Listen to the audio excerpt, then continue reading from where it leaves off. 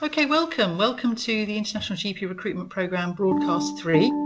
It's the GP consultation in UK practice, and Maureen and I are here to present it for you. So you probably remember Maureen and I, but my name's Kim Tolley. I'm a Regional Liaison Advisor and a Training Development Manager with the International GP Recruitment Process. Hello everyone, my name's Dr. Maureen Tahir. I'm one of the clinical leads at NHS England for the International GP Recruitment Programme, but I'm also a GP by background in South London. And we're here to talk about Broadcast 3, obviously, and we thought we'd remind you what we did in the last broadcast. This is the third broadcast, as we said. We looked at how Mrs Thomas can access a GP in the NHS. We looked at the Care Quality Commission. We've talked a little bit more about that again. We looked at chaperoning, referral waiting times, and the e-referral system. And just to remind everybody that the broadcasts are available on 14 Fish and the NHS website. They will be there soon, so they're there for you to download and to listen to in your own time as well. And this one will be as well. So just a few sort of logistical things. We're finishing at 1 o'clock.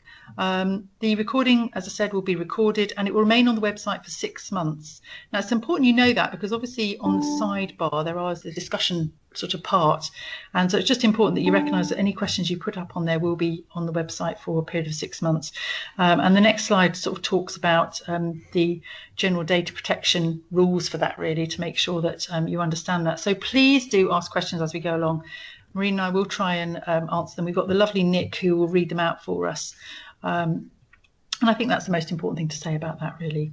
So the next slide is just really talking about what we're actually going to cover later. But before we go on to that, we'd like to hear where you come from. Yes. And we've got a couple of polls that we'd like you to do right at the beginning. So if you want to put in the discussion board where you come from.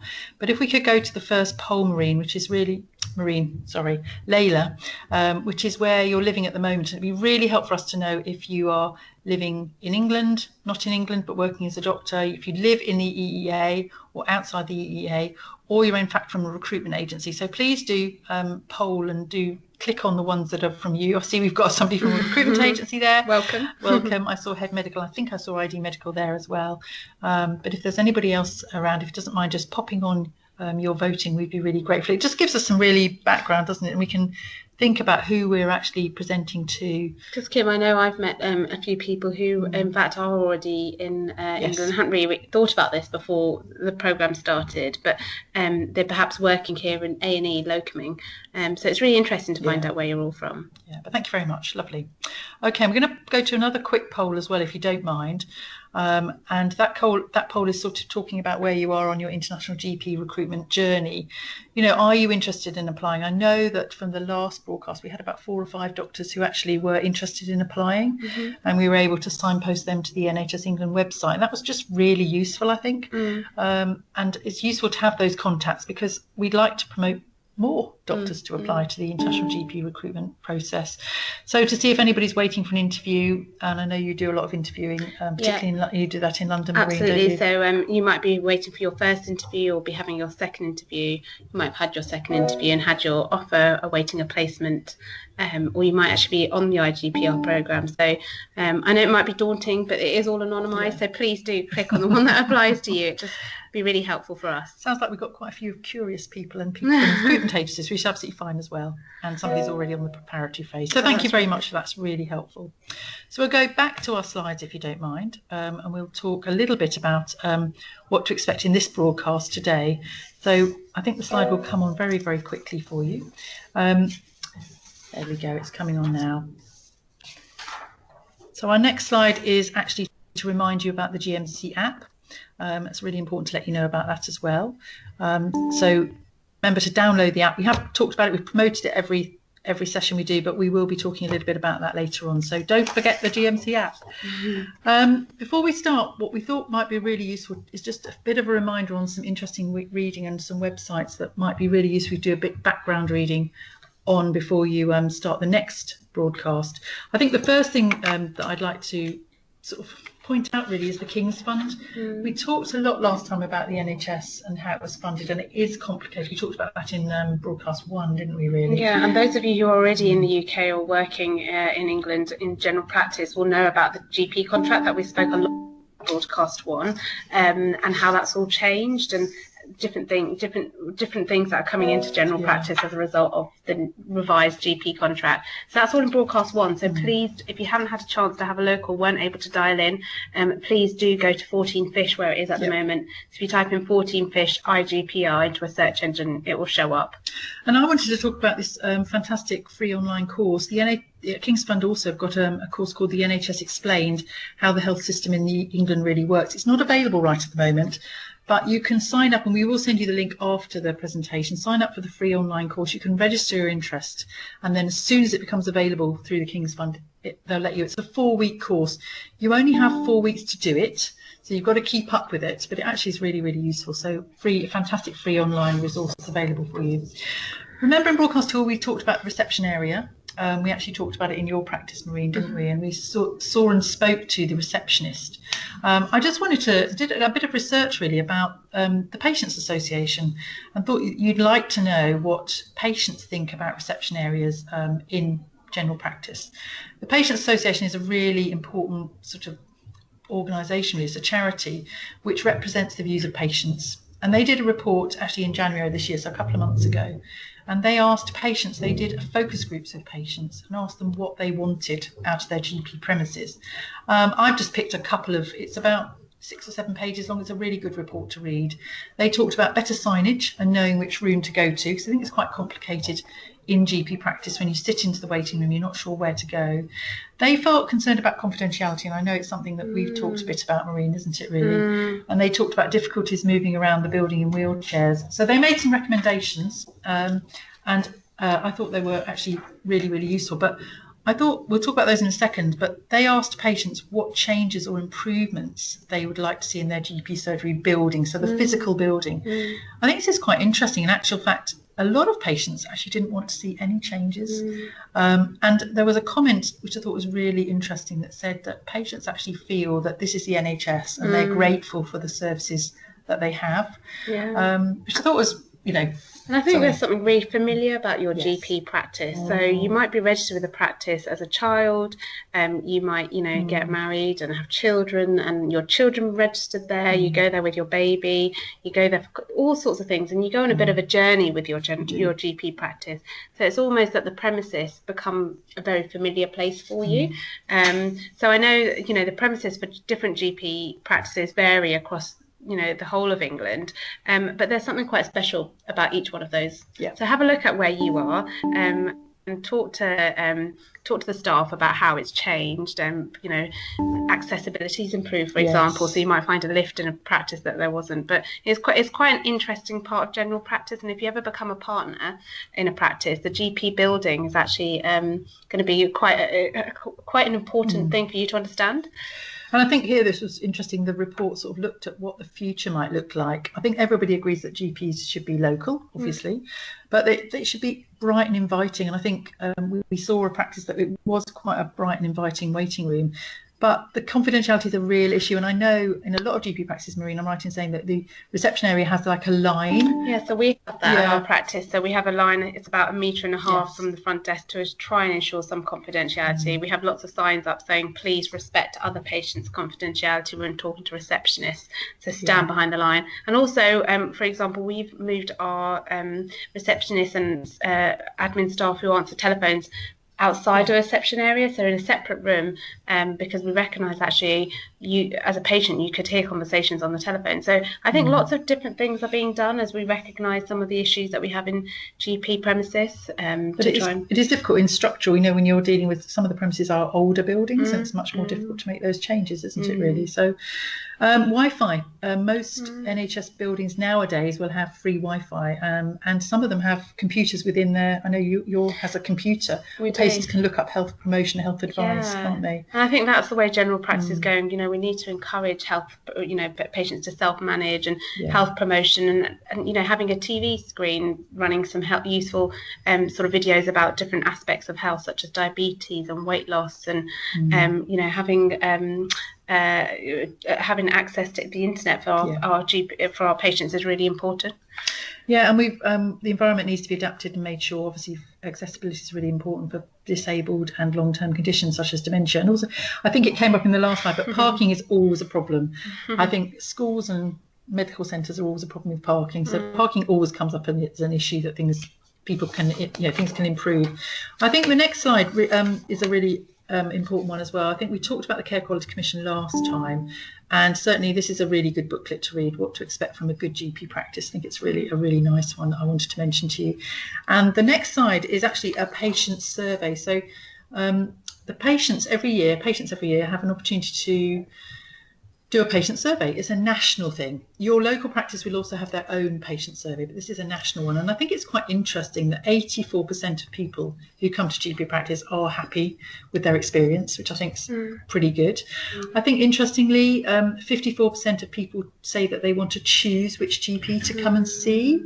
And whilst a lot of the 54% of people want to choose a specific GP, actually only 50% of them get to see that GP, because it's difficult, isn't it, within constraints of appointment systems. Absolutely. And I think for patients, we're trying to cater to urgent and non-urgent problems. We have special appointments, as I mentioned in one of the previous broadcasts, for say diabetes. So you might need to see a particular GP who has an interest in diabetes, who's been allocated as the lead for that practice, for example. And all those things become difficult when you're trying to schedule all these patients into all these different doctors and healthcare professionals' appointments. So we recognise that actually patients can't always see who they want to see, but it's also, reassuring them that actually you work as a team, and actually if a discussion needs to happen between GPs, it does happen. So that it's a lot about educating the patient. But I think it's really telling actually that 84% of people had a good experience, and that makes me really happy. I think we're going to go on to talk a little bit about consultations, but personally I think the consultations that are happening between the doctor and patient play a big part in that. So patients who are satisfied will overlook perhaps some shortcomings in a building, for example, in a premises, and the fact that it took them a while to find parking. So actually your GP consultation is really powerful and a really important part of their overall experience. And lastly, it said that 70% of people actually found that access on the whole was actually fairly good, which is pretty good actually. And we talked about different initiatives like the new app, the patient access app, where you're sort of booking online, looking up results online, text messaging services, and all these new digital advancements are helping patients access without having to just traditionally pick up a phone or walk into their surgery. And the next slide shows, I think, the rating of care at the last appointment. So patients are actually asked specifically to think about their last appointment. And again, they're good results, crikey. 89% of people felt listened to, 87% felt they had enough time. We're actually going to talk about the time of GP consultations and the 10-minute constraints that has. 87% of people felt they were treated with care and concern. And I think actually we're going to cover 93% of people wanted to be involved in decisions about their care. We're actually going to cover that quite a lot in the next broadcast.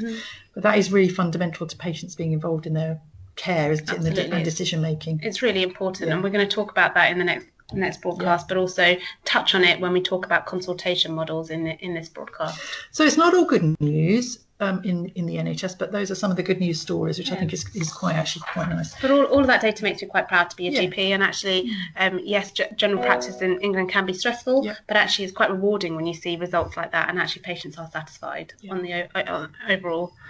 So we're going to go to Nick and ask Nick if there's any questions coming through, or perhaps if there's any doctors saying where they're coming from. It would be quite useful, Nick. Is there anything you wanted to ask us? Yeah, there's no questions come through, but Elise and Leah from France, who are already living in London and on the IGPR program, say hello. I think I met you last week in some training, and I'm sure Maureen has as well. I've met you both as well. So welcome. Thank you for joining us today. Yeah, it's really nice to hear you. And please do ask questions. No questions are silly questions. So please do use the discussion board to put out any questions, and Nick will use the next opportunity to ask them. Lovely. Okay, we're going to actually look, we're going to go back to Mrs. Thomas now. So we met her in the first two broadcasts, We did. So our broadcasts are following Mrs. Thomas's patient journey, and we're sort of using her journey in general practice to try and highlight and talk about some of the things that you might not know about general practice in England. So in our previous broadcast, we met Mrs. Thomas. She had a breast lump. She's gone to see her doctor, Dr. Kowalski, and she was referred to a specialist. So in this clip that we're about to show you, she's coming to see Dr. Kowalski 5 weeks after her mastectomy. So we're going to show you a quick clip now, about 8 minutes long.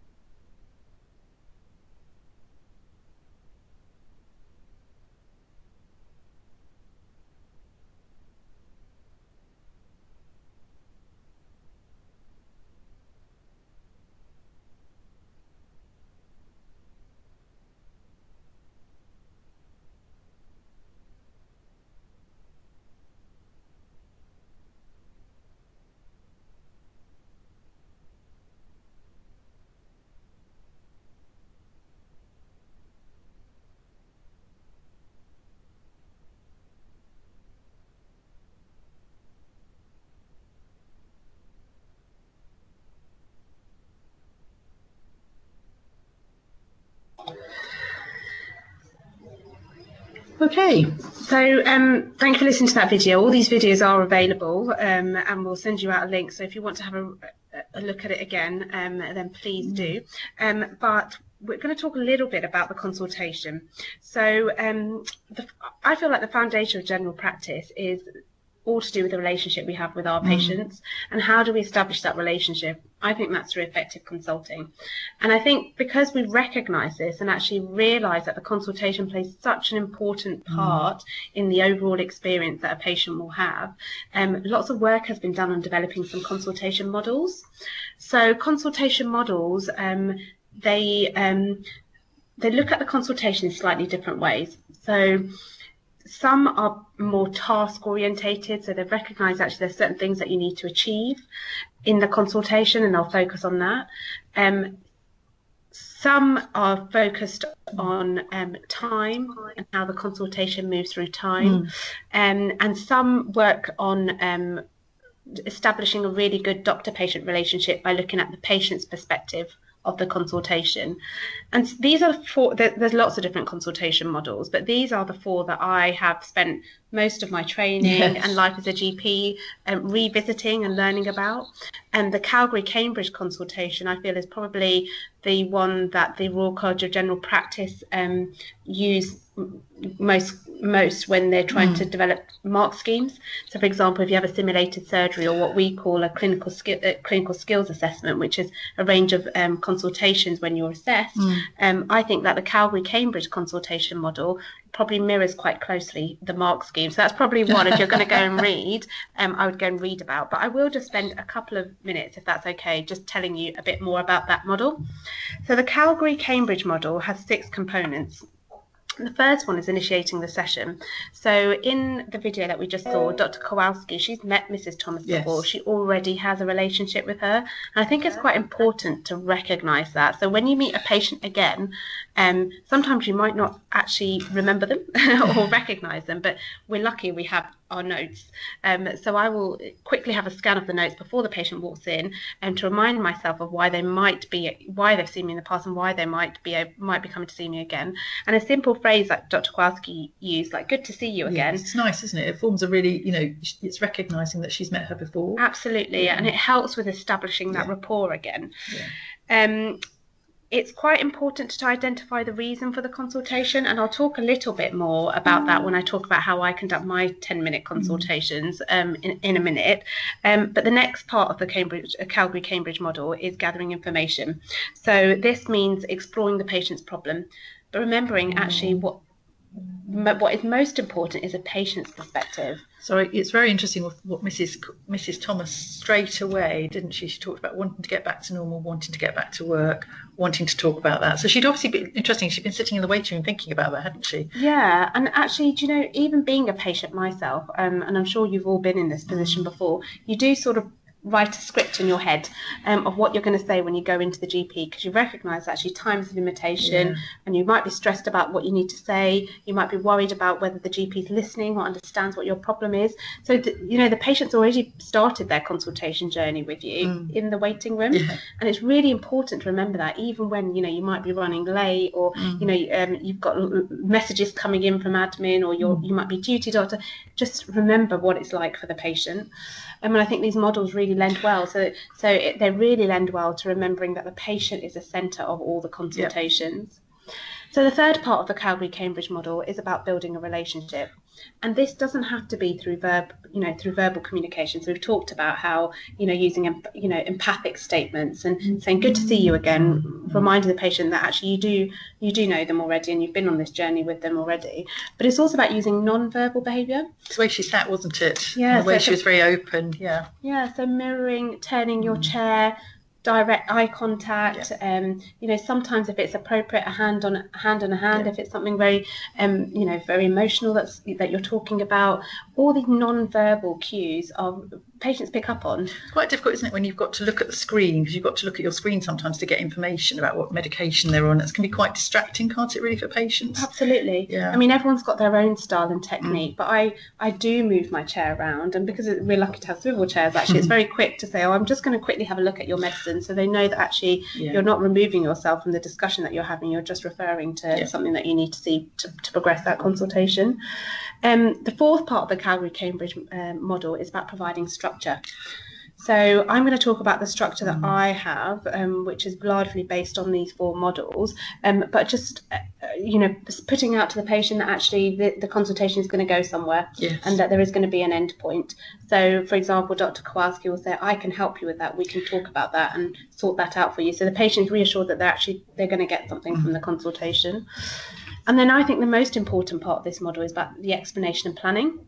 So sometimes it can be difficult when you're rushed to find time to just explain what your thoughts are. The patient might be asking you for a diagnosis, just explaining what that diagnosis, and one sentence just to say what it is, which allows you to have that discussion about management options, and make sure that the patient understands. So when you close a session, which is the final part of the Cambridge consultation model, sometimes just checking in with the patient, so saying, "So Mrs. Thomas, you've told me that you want to go back to work because you're worried about sick pay, and also you want to get back to normal, and we talked about how a fit note might help you. Can I just check that whether there was anything else that you wanted, or that you've understood what we've talked about? Have you got any questions?" And that's really reassuring for the patient. I mean, 10 minutes to take in all that information, it's hard for patients, and that's why I often provide written information as well. So if it's perhaps like an elderly patient who's worried that her daughter won't understand what they're saying, sometimes I write a few bullet points on a post-it note. So I do have a big mound of post-it notes, and I use them a lot. Printing out a patient information leaflet. So actually, a lot of our IT systems, they come up with an automatic link to the patient information leaflet when you type the problem into the consultation. Print that out, give it to them. At least they've got something to read. For asthma, written action plans, all those sort of things. So having some sort of point of closure, so by handing them that leaflet, and also planning forward. So say, look, I've given you this leaflet, or I've given you this fit note, Mrs. Thomas, it's going to run out in 4 weeks. In 4 weeks, you said you're going to try and go back to work, and you have a chat with your manager, but why don't we book a follow-up appointment in a month's time when we can have a chat to see where you are and see whether you need any more support or help. And I think that's a really important way of looking at the consultation. I mean, I've written about 3 other consultation on slide. So please do go and have a look at them, have a read of them, talk to your supervisor about them. It's often been quite a while sometimes since some GPs have sort of revisited, but they're a really good tool for reflection. It's a really good way of looking at your consultation. And really it gives you a sort of a template or an outline of how you can analyse what your consultation looks like. So like I said, I've put up what my 10-minute consultation looks like. So 10 minutes by the GP contract is sort of a minimum length of consultation recommended. So patients can book double appointments, can't they, if they want to, absolutely, with the receptionist, etc. Absolutely. So you can request a double appointment. Perhaps you need a translator, or perhaps it's for a coil fitting, in which case you might need 25 minutes or 30 minutes. So that does vary, but on the whole, your consultation will last 10 minutes. So how do you structure that 10 minutes? So I talked about the patient's agenda. So you'll hear a term, ICE. So ICE stands for Ideas, Concerns and Expectation. It's something all GPs in England, I think I can safely say, know and hopefully practice.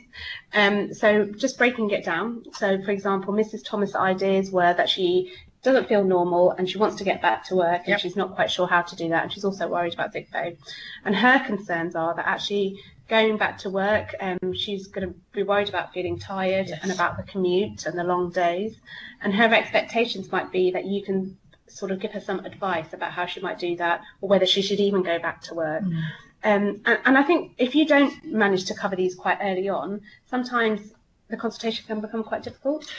So you need to use those to structure as well within it. Absolutely. So get to the nub of the problem, sort of thing. Absolutely. And the patient might have a completely different expectation to what you perceive. So sometimes just asking the patient, so what were you hoping I can do for you today, is really useful.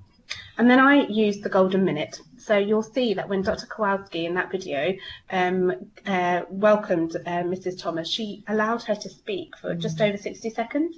And the wealth of information and the amount of information that Mrs. Thomas divulged in that minute was priceless, really. It saved a lot of questions, and it sort of set the scene for the consultation. So it can be hard not to interrupt when you're rushed and you just want to, get to the nub of the consultation, which is for us sometimes what they want us to do for them. But allowing them to speak is really important and actually really valuable. And then open-ended questions. So questions. Yeah, she said things like, "How do you think you'll cope?" Didn't she? And she said, "What does your job involve exactly?" So very open. Get more information from Mrs. Thomas. Absolutely. Yeah. So open-ended questions are really useful. And there will be times, like for example, when you're trying to make sure that there's no red flags. Yes. When you have to ask closed-ended questions. So more direct questions, if you like, which might have yes/no answers. And for those of you, I'm sure most of you know what red flags are, but they're sort of signs and symptoms of conditions which might suggest there's something more serious going on, like a cancer. So it's important when those sort of issues arise in consultations that you address all the red flags. And even medico-legally, when you're documenting, you should really be documenting that there are no red flags and what those red flags were and that you've discussed them with the patient. And then safety netting, so telling the patient about what to do should something go wrong and what those events might be. So for Mrs. Thomas, even in this scenario, you might say to her, actually, Mrs. Thomas, if you have any problems, even with the late starts and the phase return, or actually you find you're getting more unwell, but actually develop any new symptoms, because she has had breast cancer before, she's had a mastectomy. If your wound gets, pussy or red or sore, then actually I'd like you to come back and see me and probably request an urgent appointment if that happens. And if it's a weekend, please call 111. And actually, you can see a GP on the weekend and out of hours. So giving them some safety netting advice as to what to do should anything not go to your plan. And like I mentioned before, follow-up plans are really important. Use written plans whenever you can, and then summarise. So I always summarise a consultation, even if it's a 10-second summary, saying, okay, so Miss Thomas, you came in for a fit note, and that's going to hopefully help you get back to work. And I've given you one, and we're going to catch up again in 4 weeks. So that's how I structure my 10-minute consultation. But as you start, practicing more within 10 minutes and within the sort of general practice framework that we have in England, you'll develop your own style and things that you will always do in consultations. So you almost develop your own model, really. You do. So my model actually is based on those 4 models, but I've just picked the bits that work for me and my patients. And I like the idea you told me earlier that you actually, when you first started, you had it printed out and up on your wall. I did. So if you got stuck with patients, you knew where to go. Because you can be in the middle of a consultation and think, what does the patient come to see me about, and how are we going to move anywhere? And actually just looking at it and thinking, okay, so really we should be talking about some red flags, or and asking a few more open-ended questions rather than closed-ended questions.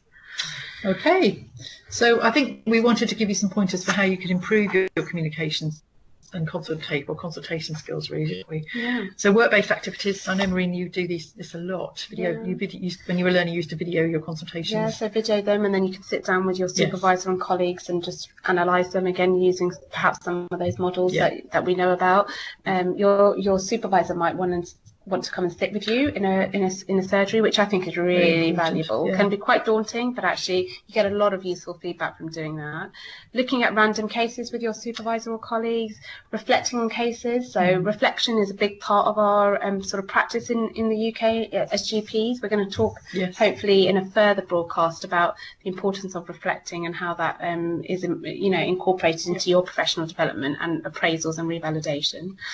You'll all have to do some work-based placed assessments as part of the programme, but they're really useful tools for looking at your consultation and looking at the skills that you have. And patient feedback questionnaires, they're really telling. So again, we will talk about them in a further broadcast when we talk about revalidation and appraisals. And then you'll have the opportunity to go and sit with different GPs. And like I said, there's no correct way or wrong way of consulting, but everyone has their own style, and different things work for different people. So go and use this opportunity in the programme, especially in the preparatory phase, to go and see different GPs and different healthcare professionals consulting. And then you can do some things of your own. So there's lots of websites where there's little synopsis. Great role plays. Yeah. Great sort of synopsis for role playing. Absolutely. These different scenarios where there's a doctor and a patient, and in small groups, you can practice some role playing and give feedback to each other. I think particularly with your IGPR colleagues it'll be really useful. I know I've got a couple of colleagues that have called in who are on the programme. I think to get together, in an evening when you can, and actually have a go. I know it feels a bit false initially, but you learn such a lot from each other, don't you, really? Absolutely. Yeah. And I'd go and encourage you to read about Balint groups. Yes. So Balint groups are really interesting. They are sort of peer group learning, but they have a bit of a different focus. So they talk a lot about how a patient made you feel, or a certain consultation made you feel as a doctor. And I've been in a Balint group before and found it really valuable. So if you Google Balint group, there'll be a full explanation of what they are. And then of course there's courses. So remember, consultation is not just face to face. You have telephone and video consulting as well. And there are new courses out which will help you develop skills to work effectively within those different types of consultation. Being a nurse, I would say learning from the multidisciplinary team. So going and watching how the nurse structures their consultation, because they'll be very similar. They use very similar methods. Absolutely. And just watching and learning and observing how other people, and picking up tips and cues. I think one of the best ways to learn is to role model somebody who you admire and how they do it. So it's really nice. Absolutely. Yeah. Okay, so Nick, any questions? Yes, we've got a question from Karen from France. How do you manage when patients have 2 or 3 motivations or reasons for consulting? And how often does it happen? Yeah, so it happens a lot. I think it does vary a little bit on where you practice. So some patients are really well, I want to say educated, but they've been told that actually, a 10-minute consultation is for one problem, and they will stick to that. But on the whole, I think you can expect somebody to come in with 2 or 3 problems. And I think, remember that it's not just that 10-minute consultation that you have the luxury of. you can ask them what their 2 or 3 problems might be and quickly work with them to work out which one you're going to address in that consultation. Right. There might be something actually that they think is not important, but actually might be a red flag for something, such as bleeding from the back passage or, feeling low, which you probably can't leave and you need to deal with in that consultation. But reassuring them, actually, we can book another appointment to talk about those other problems, or actually, you wanted to perhaps talk about a gynae problem. Why don't you book in to see me? But in the meantime, book in with the nurse and get some swabs done. So actually, we'll have some results when we talk about that other problem. I mean, some GPs everyone works differently, and some GPs would address those 2 or 3 concerns within the one consultation. But it just depends. I find using a follow-up, using some interim things that you might had needed to do, usually works. And patients I've touch wood, not had any complaints about it before, and patients usually are quite happy. And I know you also mentioned that sometimes you don't know all the answers, so you can say to the patient, I'm going to go and talk to my colleague, I'm going to go look this up and I'll phone you later or tomorrow. Absolutely. And patients are all right about that? Absolutely, that's a normal thing to do. Rather than give people inaccurate information or give them half of the information that they need. Patients are quite happy for you to say that actually I'm going to book you a telephone call in the afternoon, and once I've spoken to one of my colleagues or just had a bit of time to look that up, then I will I'll get back to you. Any other questions, Nick? Rob Kilty is asking, how do you handle the door handle problem? Is this sort of somebody just going out the door? At the door, So Rob, this happens. I'm sure it happens to you quite a lot in Australia, but it happens to us a lot. Sometimes, unfortunately, you can't ignore what they've told you. So as they're leaving, they say, "Oh, by the way, I've lost 3 stones in a month," or you can't really leave that. So sometimes I will call them back, but sometimes if it can wait till tomorrow or wait till the afternoon, then I do rebook a consultation for them. And I think patients are quite happy actually when the GP says, actually, I'm going to book you an appointment now. You're going to come see me tomorrow at 1:30, rather than say to them, go out to the receptionist and get another appointment, because they can sometimes find that a bit of a challenge. But I suppose, for safety reasons, there's some things which you can't ignore, and unfortunately you will overrun and be late, and you have to deal with it there. But you have to make a quick assessment, don't you? I'd be interested to hear how you all deal with that, because I'm sure wherever you're practicing, you do get patients walking out the door dropping a bombshell on you. So if anybody's got any tips, add them to the discussion board. That'd be really helpful. I think everybody's learning, aren't they? Absolutely.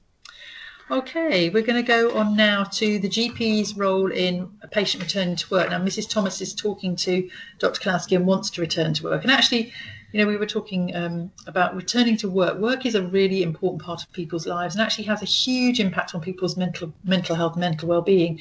And actually going to work is fundamentally, and interestingly, we're going to talk about getting the most out of your fit note. There's some fantastic guidance at the Department of Work and Pensions that we've put up there, but I think everybody needs to know that it used to be called the sick note.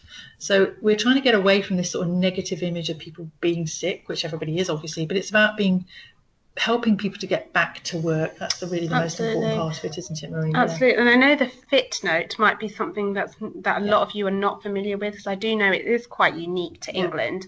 And so I would encourage you to go read this guidance about what it is, but I will use the next sort of couple of minutes just to summarise the guidance and to give you a bit more information about what the fit note is. So you'll see that in the video, Mrs. Thomas was offered a fit note by Dr. Kowalski, and she's got some amended duties on there, which I'm going to talk about. But I think the GP has a really important role in providing simple return to work advice, and that's why this guidance exists. Return to work is a really important health outcome. Definitely. And I say that to my patients all the time, that actually I know you might not feel, you might be feeling really low and don't have the motivation to go to work, but once you're out of work, that return to work becomes harder and harder the longer you leave it. And I want to do everything I can to help you get back into some sort of work in some sort of form, because it's not good for their physical or mental well-being at all. I mean, the fit note, it's a sort of way of helping you have that discussion with your patients, because it is a difficult discussion sometimes. And it helps you reinforce that actually you don't have to be 100% well to do every job. And actually the advice that you're giving isn't job specific. you could do lots of other things. It doesn't have to be that one job that you were doing before. And it also helps patients have that conversation with their employer, because again, that's a very difficult conversation. But if you've clearly documented how a patient's health is having an effect on their functioning and their ability to do certain ability to work, that's there in black and white, and it facilitates a much easier conversation between the employer and the patient to accommodate their return to work. Yeah, and the next slide, doesn't it, talks a little bit about some of the guidance really, and the importance of that guidance to manage Mrs. Thomas's expectations really, and it gives you an opportunity to do an assessment, doesn't it, about their condition and fitness to work.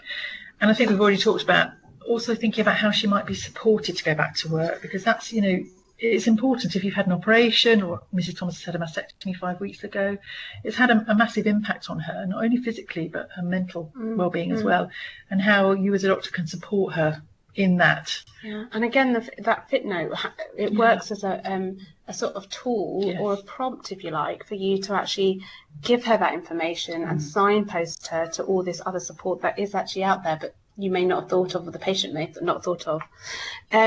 So I thought I'd tell you a few important things about who might need a fit note, because there are quite a few misconceptions that exist, and patients have misconceptions about if they minor illness and they're off work for 3 days, they can actually self-certify themselves. Absolutely. So for the first 7 calendar days of any illness, a patient does not need a fit note.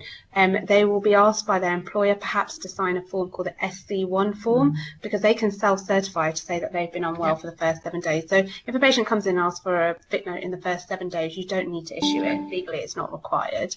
And if a patient perhaps has had a fit note which has said they're not fit for work, but then they are better, and they do need to go back to work, you don't need to recertify that then they are now fit for work. It's purely to say that people are not fit for work or may not be fit for work, and I'll talk about whether what may be fit for work means. But your assessment about whether your patient's fit for work is about, for their, like I said earlier, for their fitness to work in general and not specific to their job. So you might have a builder sitting in front of you who's got a shoulder injury, but you're not assessing whether it's safe for him to go climbing ladders because you're not occupational health, you are a GP. You're just telling the employer about things that he can't do, and that is then it's up to the employer and their own occupational health within their own workplace to make that assessment. So you can talk about functional limitations. So for example, their stamina, they might be better in the morning than they are in the afternoon, or vice versa. They might have something like rheumatoid arthritis. The duration of their health condition. So is this something that we know is going to get better? Like if someone has fractured their ankle, we know that hopefully eventually within 6 months they will start walking, but actually that might fluctuate. So if they've been on their feet for a long day, for a whole day, they might actually then not be able to be as mobile as they were the next day. Is there any work that they might make their health condition worse? And that's quite important. Or are they on any treatment which might affect their ability to work? So Mrs. Thomas, for example, she's not having chemotherapy, but if she was having chemotherapy, some patients do work during chemotherapy, but it's important to think about how that impacts on her tiredness and the fact that she's more susceptible to infections, for example. Absolutely. Absolutely. So these are all important, all things which are really important when filling out a fit note. But there is an option on the fit note, and I will show you a sample where you can tick where it says maybe fit for work. So I think here's a sample, and this is intentionally blurred, so you will not find an empty fit note, hopefully, on any sort of internet platform, and they will always be blurred because obviously this is a legal document. But this is generally what a fit note looks like, and you can see there was a big white box there with 4 little tick boxes in. That is the maybe fit for work box. So when you fill out a fit note, the second box there, that's where you write the date, and then in the box below that, there's you're asked to put an accurate description of the patient's condition. And I was going to ask you, because I've heard this from some doctors I was actually teaching, they were concerned, how do you get around, or how do you work with a patient if they have something they don't want their employer to know? For example, if they had a mental illness that they didn't want their employer to know about, or they were depressed and they felt uncomfortable about you writing that down on a form? How does that work? So that's really common. Yeah. And actually, I always have a discussion with the patient Yes. about what would you like me to write in that Yeah. that description box. And obviously, it does have to be accurate. You can't lie. No. But for example, for depression, I might write low mood. Right. Okay. Which is accurate, but some people might feel that having this, stigma, isn't it? Although people need to realise that actually the employer can support people. Absolutely. And sometimes I've actually encouraged patients to allow me to write a bit more in there, because I remind them actually this fit note is going to help you have that discussion, and actually it might be better to tell your employer exactly what's going on so that they can try and help you stay in work. And then as I mentioned, the tick box, so there's tick box for not fit for work, and then you tick that, and that's all you need to fill out in terms of the illness, or they may be fit for work, and that takes into account 4 different recommendations that you can make. So the first is a phased return to work, so that's a gradual increase in work duties or hours, and that's what we've suggested for Mrs. Thomas. Altered hours, so you might suggest a change in time or how long their day is, because that might be impacted by their illness. There's also a section on workplace adaptation. So you might ask that perhaps they work on the ground floor rather than the first floor of an office because their mobility is reduced perhaps after that ankle fracture. And there's also amended duties. So for example, for that builder, you might ask that actually should not be carrying out any physical work on ladders. So you could, and then it's up to the employer, perhaps you could do some back office work. And if you do tick one of those 4 boxes, then you must complete the comments box underneath. So there is a comments box, and there you're asked by the Department of Work and Pensions to put as much detail as you can about what those altered duties or phased return of work might look like. And it is important, isn't it? Because some of it's about sick pay, isn't it, for patients? It is. So the patient will use their fit note in different ways. I mean, on the fit note, there is an area where you have to write the time that the fit note applies for. So it might be a specific end and start date, or you can tick, 4 weeks, for example. And then you need to indicate whether they need an assessment at the end of that period. And make sure you hand sign them. So I should say that all practices now have the ability to computer generate them. Generate the fit notes, and that's really important because it allows one to see if duplicates can be printed by admin staff. It allows some continuity of care, so you can have a look at whether the fit notes have been issued in the past and what's been written on them, and if there's a pattern emerging. For legal purposes, it's better that they're computer generated and they sit on the system. So do go and have a look at yours, but you still need to print it out and hand sign it and make sure your practice details are on there. So I mean, on this slide you can see what patients might do with their fit notes. So if they're employed and not fit for work, then they would claim sick pay. If they're unemployed, actually, they become entitled to certain health-related benefits, and we could do a whole broadcast on the social care system and all the different benefits that are available to them. But complicated. It is, but the fit note does play a part in that. If they're employed and they may be fit for work, as is Mrs. Thomas, then actually, like I mentioned before, the fit note's a really useful tool to facilitate discussion between the employer and patient about changes that might help them return to work, such as Mrs. Thomas starting later because she wants to avoid the tube, altered hours, recognising that she's going to be tired. But for some other people, it might be working from home. So I think the fit note is really valuable, but used correctly. So go and read that guidance. It will give you a lot of information. But there is another option. So if you're issuing a fit note for more than 4 weeks, perhaps, or you're unsure and you're not quite sure about how to fill out that fit note or how a patient's health is impacting their ability to work, you can refer your patient to a Fit for Work programme.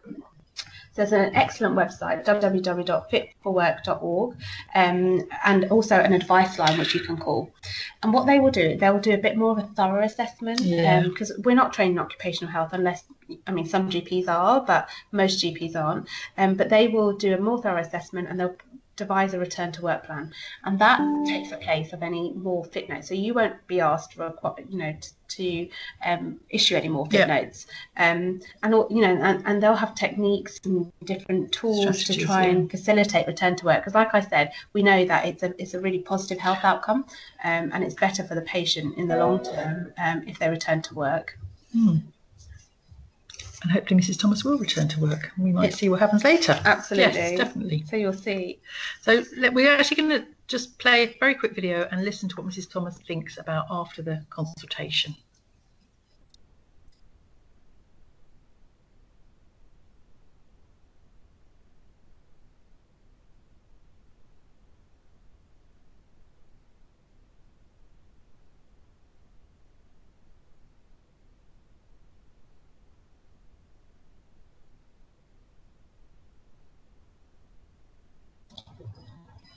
Okay, so it's just nice to hear from Mrs.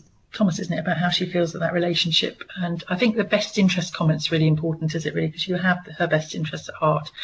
So, Nick, any other questions? There's no questions just yet. Fantastic. Okay, that's brilliant. Okay, thanks, Nick. That's lovely. So I think what we wanted to do is prepare now for the next broadcast. We've actually covered a lot in this broadcast, a lot about consultation, a lot about structuring your consultation, and an awful lot about sort of fit notes. And I was going to ask you, Maureen, about how many fit notes do you reckon you give in a week or an average week? That's an interesting question. So say in a day, again, it depends on your the demographics of your patient. For example, so I was working 2 sessions yesterday, and I issued 1 fit note actually. Oh, okay. So I'm I use the third, what we call the third sector, which we will talk about in one of our following broadcasts. So things, charitable organisations and social prescribers. I use those organisations quite a lot, and so I refer patients to them. Yes, I referred someone to a befriending service, so an elderly lady who was becoming quite lonely and depressed. I referred her to a charity locally where they match you up to another elderly person and set up some sort of coffee mornings and meetings for you, just to help with that. So I use those sort of opportunities a lot, so I think that probably reduces the number of fit notes that I issue. It's interesting, isn't it, really? So we're going to cover the GMC, we're going to cover confidentiality a lot in the next session, and also the referral, and we're going to look at the role of other health professionals when caring for Mrs. Thomas, but also caring for her son. So it would be super helpful if you'd have time to read the confidentiality, GMC confidentiality guidance. It's called Good Practice in Handling Patient Information. I would say it takes about 20 minutes to read it from cover to cover. It's not a huge read. Again, you can go on our website and request a publication. So if you want to, just go on our website, type in GMC publications, and you can actually ask get a free postal service. So we actually send one to your home address, even if it's abroad. So do that. So that would be really, really useful. So please try and read that for the next one. The next date is actually on the 6th of June. From 12 to 1, and we're going to talk about the GP looking after the whole person, and we're going to look at Mrs. Thomas, her son, and what happens next in the scenario, which would be quite interesting, really, I think, because I think general practice is not just about looking after Mrs. Thomas, and you're going to see her son and what happens when her son comes in, and you obviously, the role of carers, the role of relatives, and is really important. Really important. And I think when you do talk to your supervisors about the consultation models and the consultation, you'll hear something called a biopsychosocial model.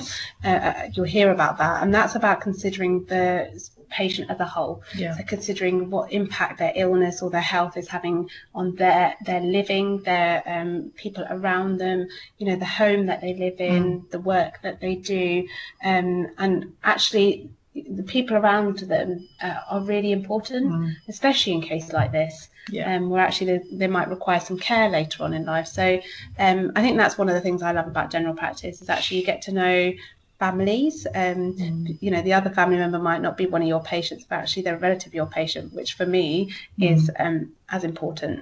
I was met a GP the other day who was telling me that he was caring for a child that he'd actually been involved in delivering. So how bizarre is that? He was called suddenly to somebody's house for an emergency delivery, and blow me down, he's now looking after that lady, and she's having children of her own, which is a real privilege, isn't it, really? I mean, I had a patient yesterday who I saw when she was trying to conceive, and been trying to conceive for quite a few years.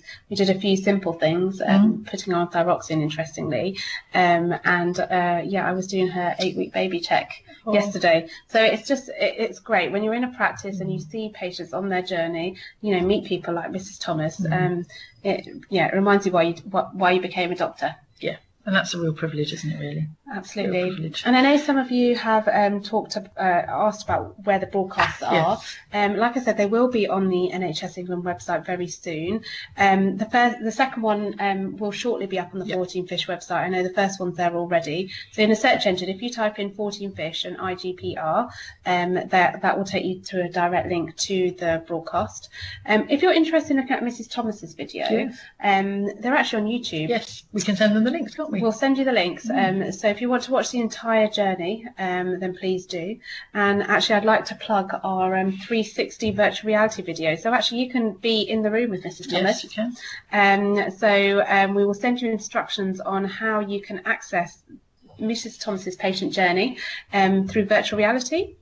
In a following email, but this will allow you to be with her and see some of the upcoming videos that we're going to be showing you on these broadcasts through an app on your phone actually, and if you're interested, with some 3D glasses. Yeah, certainly we've got a system, we're just developing a system now where we'll be able to give you the link again and give you an address where you can just email us, and we'll be able to send you some cardboard Google glasses, which are a relatively cheap way of just watching the video, the 360 video on your phone, which is pretty amazing. It is amazing. So that video where you saw Dr. Kowalski and Mrs. Thomas having that conversation about the fit note, if you wanted to, if you turned around, you'd see Dr. Kowalski's couch, you'd see her room, you'd see all the different things.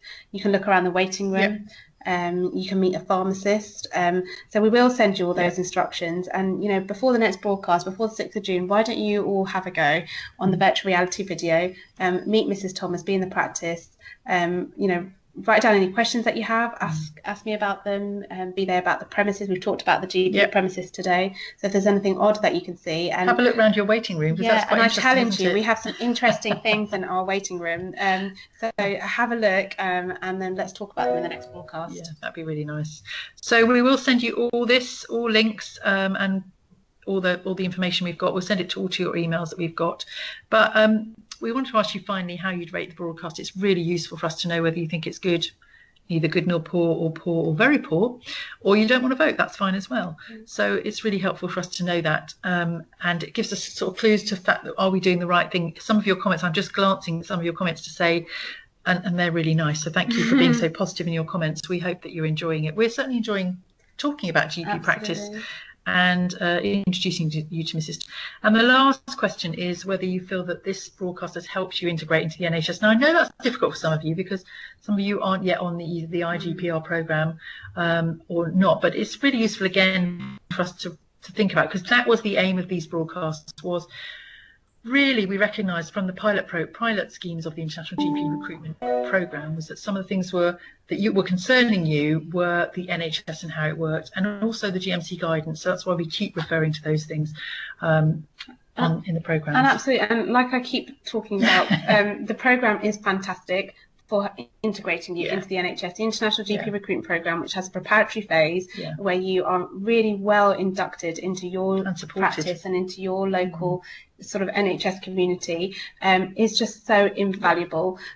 You'll get the chance to see all these things that we're talking about in practice, and this is just something to give you a bit of background and give you a bit of a head start, if you like, about some of the things you might encounter. Yeah, and I'm just glancing, Rob. Thank you for your comments. I'm enjoying this. It's reminding me how things and showed me how things have moved on over the last 14 years. I think massive changes in the last 14 years. And I think there's lots of changes coming. So it's a really interesting and exciting time for general practice. So I think those of you who are coming in this year, next year, you know, you've come in at the right time. Things are changing, and for me, I feel for the positive.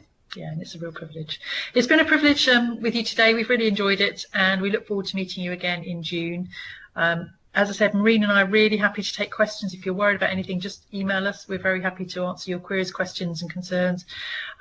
So thanks a lot. Thank you very much. And any ideas you have, then please also drop us an email. If there's something that you want us to talk about, we've still got 2 more broadcasts of this series, so we're happy to incorporate any ideas. I think we've picked up that we'd like to look at reflection and appraisal and revalidation for one. So we picked that up from some queries and questions, but thanks very much. Thank you. Okay, thank you. Bye-bye. Bye. Bye-bye. Thank you very much. Bye-bye. Thank you.